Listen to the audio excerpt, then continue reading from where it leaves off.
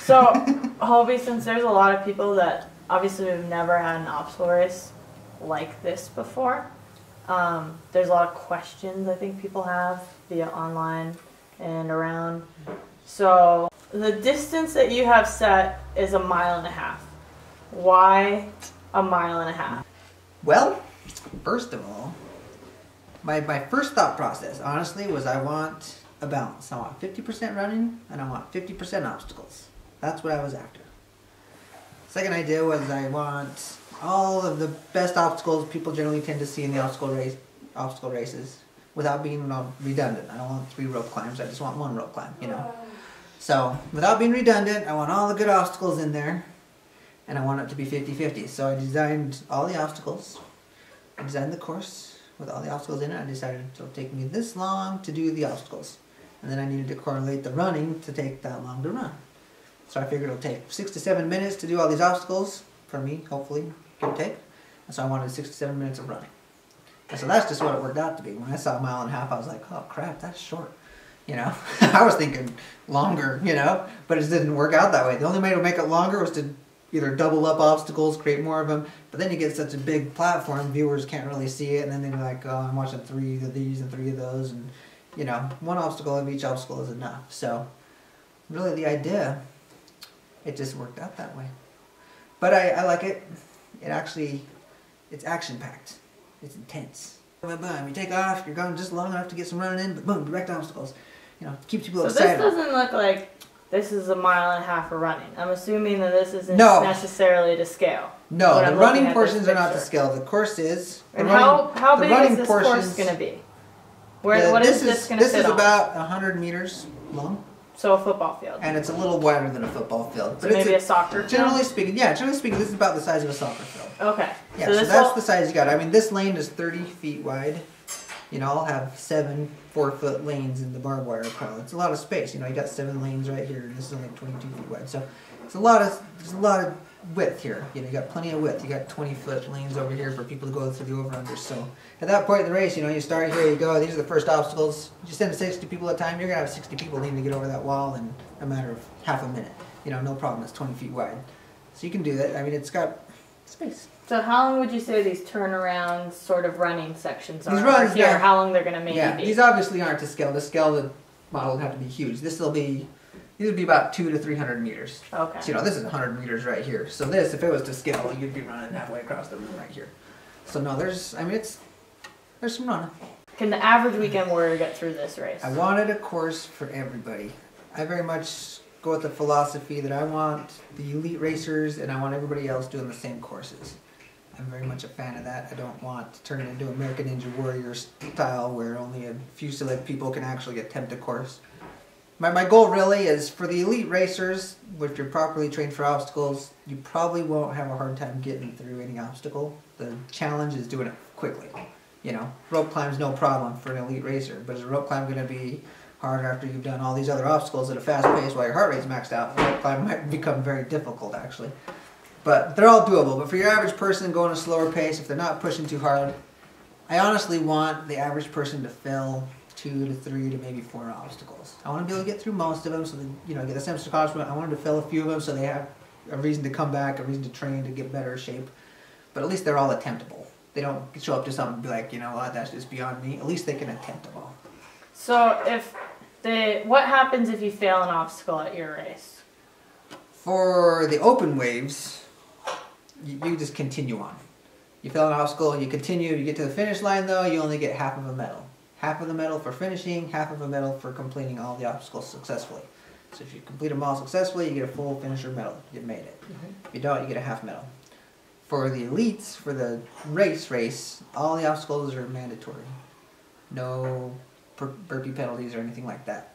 You'll get at least 2 tries on every obstacle. I mean, I don't want you to have a little slip up, you know, you try to get up the wall and you slip up or something, you know, fall off of here because you slipped real quick. I don't want you to be like, oh my gosh, I trained for 6 months and I slipped on the monkey bar and I fell and that's the end of my race, you know.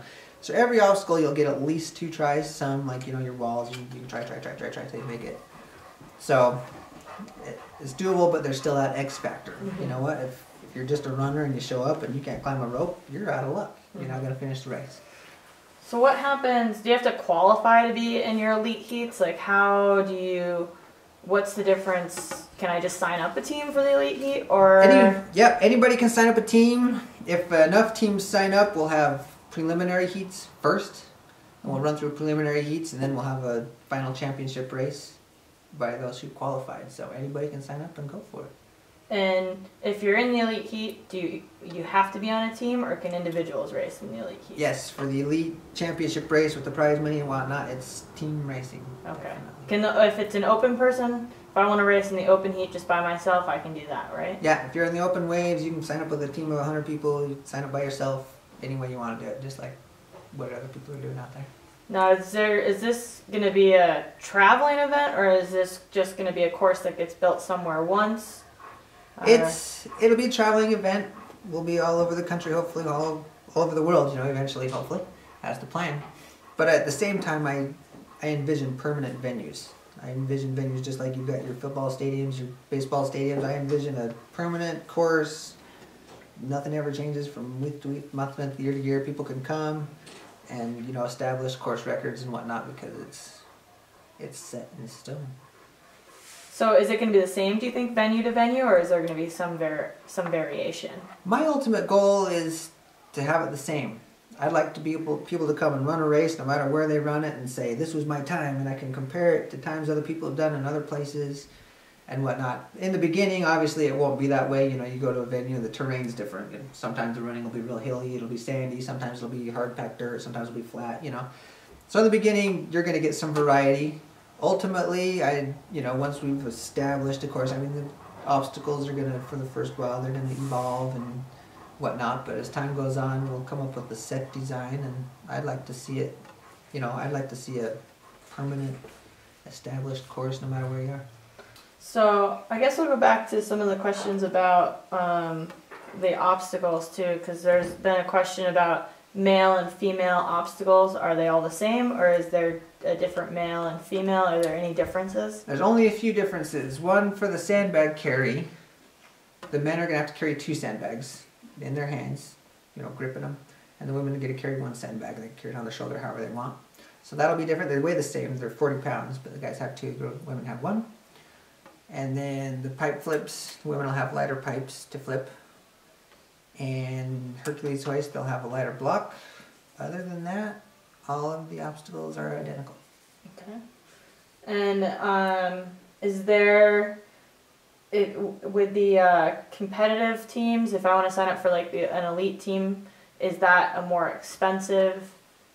Is it more expensive for me to sign up my team? It's slightly more expensive. The teams are $400, so it's $100 per person, whereas the individuals are, I think they start at $70, depending on when you sign up. Gotcha. So. And for the elite teams, the ones that are racing for money here, there is money, correct? At this race? $42,800 for our first race. So first place team gets $8,000 all the way down to the 6th place team gets $400. Okay. Yeah. Are they going to be required to wear a matching uniform? I know that that you guys want this on television, so yes. Obviously you'd want to be able to recognize each team from each other. Yeah, the teams must wear matching uniforms, or at least something on them that clearly signifies to people in the crowd. They can look out and say, that person's on that team. So they need to have something distinguishable, for sure. Yes. Okay. Is there, what's the minimum age? 14. 14. And is that the same for the elite heat as well? Yep, even for the elite heat, 14 years old gets you in any race you want. So your son can beat you. Wait, are you racing? Am I racing? Well, I will race in the championship race. Mostly just because people want to race against me, and I want to experience it just like everybody else does. Mm-hmm. But I will not be on a team, and I will not be eligible for prize money. Okay. It's kind of a conflict of interest. Being my course, my race, I show up and run, it just doesn't sound right. So I'll run it for the experience, but I won't be on a team. Won't get money. Gotcha. Now, is there going to be any rules for shoes, gloves, equipment? Just the basics. You can't wear spikes or metal cleats or anything. I don't want you going through barbed wire, kick somebody and slash their face open with a metal spike. I don't want you going down a slip and slide or up the quarter pipe wall and tearing up the material. So no spikes like that, no gear, like no harnesses with carabiners to pull yourself across the tidal introverse, anything like that. But other than that, you know, whatever goes. Gloves are fine, all that kind of stuff. Now I see water. There's a couple obstacles here with water, right? Yes, But there's splash, Tarzan water, and rope climb. But is this going to be a muddy event, or is it not muddy? Ultimately, like if we were to build stadiums and I built it how I want, it would be mud free. I'd prefer it that way. Mud and permanent just don't really go together. Mm-hmm.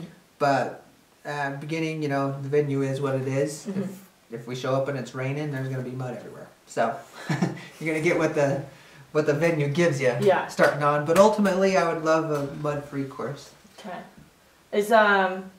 So if I'm going through this, if I have a team, can we help each other over the obstacles? No. Competitive. I'm sorry. I'm about the competitive team right now. Competitive teams cannot help each other. These obstacles are designed to be done individually. Okay. And so it's an individual effort with the team scoring though. So as for the open heats, yeah, help each other out. That's part of what makes these so great, is helping each other get through stuff and getting help and building those friendships and camaraderie.